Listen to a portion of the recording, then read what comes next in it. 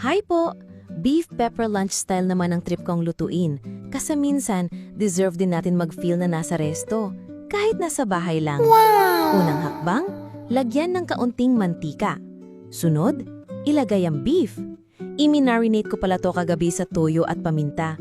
Overnight, hiniwa sa maliliit para mas mabilis lumambot at hindi mahirap nguyain. Kasi gusto ko smooth ang kain, hindi yung parang nagji-gym yung panga. Medyo nawindang nga ako kanina kasi pinalitan ko yung takip ng kawali. Oh my Hindi God! pala swak. Pero laban lang, basta masarap ang ending. Pag medyo tender na ang beef, ilagay na ang toyo, oyster sauce, sugar, at pepper sauce. Pakuluan hanggang maghalo-halo ang lasa. Parang relationship goals. Pag perfect na ang sauce, ilagay ang sibuyas at corn.